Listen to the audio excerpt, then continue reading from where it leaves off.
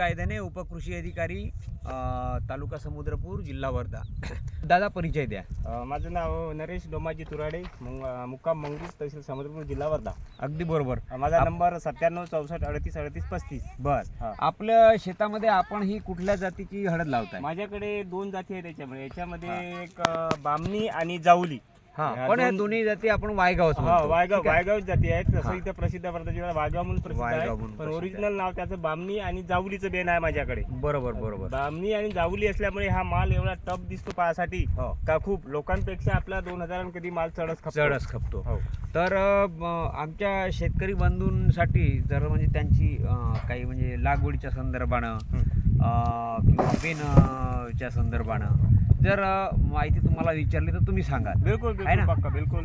तर हे आपले शेतकरी बंधू आहे, यांना म्हणजे पिढ्या ह्या गावामध्ये हळद होत आहे आणि त्यांना मोठा त्याच्यामधला अनुभव आहे. तर दादा, तुम्ही हे किती एकरमध्ये हळद लागवड करताय? माझी हळद टोटलमध्ये हा 2.5 एकराचा प्लॉट आहे. पूर्ण आणि तिकडे अर्धा एकर आहे, म्हणजे 3 एकरमध्ये दादांची लागवड असते. तर तुमच्याकडे तुम्ही सांगितलं की 3 एकरमध्ये हळद आहे. तर हे हळद तुम्हाला ओली 3 एकरमध्ये किती होईल? माझ्या अंदाजानं 300 क्विंटल ओली हळद व्हायला पाहिजे. 300 क्विंटल म्हणजे अतिशय चांगलं एक उत्पादन आहे. आणि याच्यापासून वाढलेलं जे उत्पादन आहे हे सुद्धा यांना अतिशय चांगल्या दर्जाचं मिळेल. तर याच्यापासून वाढलेली हळद जर मला 60 क्विंटल व्हायलाच पाहिजे. 60 क्विंटल 3 एकरामध्ये म्हणजे बघा 20 क्विंटल एकरी हा अतिशय चांगला, म्हणजे आपण त्याला तगडा म्हणून उत्पादन हे आलेलं आहे. आणि आजच्या घडीला किंवा मागच्या वर्षीला तुम्ही जे काही विकलं असेल तर त्याचाच एक रेट पकडून आपण जर त्याची किंमत काढली तर काय? मागच्या वर्षी साहेब आम्ही 24,000 रुपये क्विंटलनं विकली. 24,000 रुपे क्विंटलनं विकली मागच्या वर्षी. ह्या वर्षी मला वाटते अजून 2-4 हजारानं वाढेल. आपण असं म्हणू का 25,000 रुपयेनं जरी पडली तरी 25 दुने 50, म्हणजे एका एकरामध्ये तुम्हाला 5 लाख आहे ना. आणि आपण असंही म्हणू का बाबा अर्धा खर्च हा लागला गेला, कारण भरपूर लागतं. नाही तेवढं माझं 5 लाख झालं साहेब. शेवटपर्यंत ते करायचा लागवडीचा खर्च आपण पकडला उकडणं धरून 5 लाख सगळं आहे ना.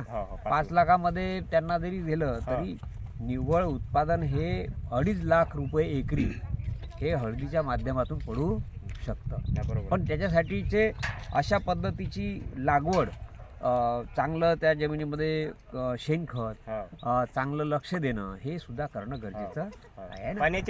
आणि पाणी बरोबर देणे, ह्या जर गोष्टी केल्या तर अतिशय उत्तम तुम्हाला उत्पादन मिळू शकतं. आणि हळदीचे खूप सारे असे अनेक गुणधर्म आहे.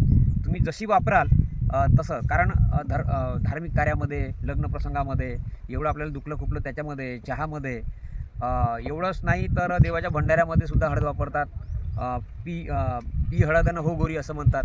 तर सगळ्या गोष्टीसाठी हळद ही अतिशय प्रामुख्याने, कारण ह्या हळदीमध्ये 21 प्रकारची रोगराई म्हणून किंवा फायदे मेडिसिनल किंवा औषधी असल्यामुळे हिला फार महत्त्व आहे. म्हणून ज्याला कमीत कमी लागवड करायची आहे तो टेरेसवर सुद्धा या हळदीला लावू शकतो कुंडीमध्ये, आणि स्वतःचं विषमुक्त माल तयार करू शकतो. आज आपण नरेश भाऊ तुराडे यांचं जे काही माहिती दिली त्याच्याबद्दल कृषी विभागाच्या वतीने आभार मानतोय. तसेच आपल्यासोबत जे आपले सहाय्यक तंत्रज्ञान व्यवस्थापक आत्मा आपले सुधीर भाऊ हिवशे हे सुद्धा आपल्या इथे उपस्थित होते, त्यांचेही आभार.